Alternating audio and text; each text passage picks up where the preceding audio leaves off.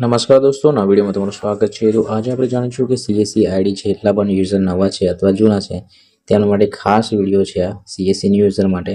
તો સીએસસી વોલેટમાં તમારે પૈસા કઈ રીતે એડ કરવા તે આ વિડીયોમાં તમને જાણવા મળશે।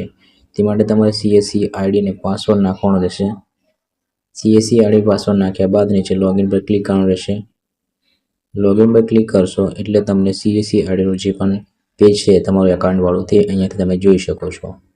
ત્યારબાદ તમારે પૈસા એડ કરવા માટે એડ મની પર ક્લિક કરવાનું રહેશે। જેવું ક્લિક કરશો એટલે અમાઉન્ટ લખેલું આવશે। ત્યારબાદ નીચે તમારે મોબાઈલ નંબર નાખવાનો રહેશે। આ 4 ઓપ્શન દ્વારા તમે પેમેન્ટ એડ કરી શકો છો।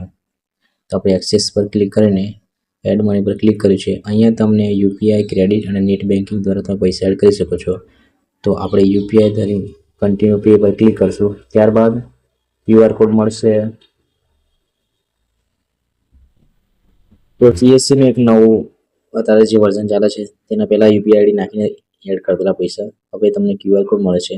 તો મોબાઈલ તમે ગૂગલ પે અથવા પેટીએમ યુઝ કરીને સ્કેન કરીને પૈસા નાખી શકો છો।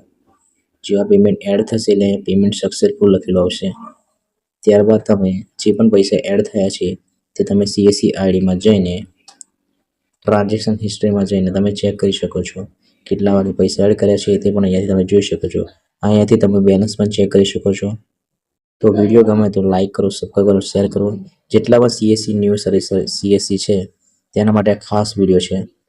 તો તમારા જેટલા પણ ભાઈબંધ ન્યૂ સીએસસી આઈડીમાં જોઈન થયા છે તેમને મોકલો। વિડીયો જોવા માટે ધન્યવાદ। જય હિન્દ।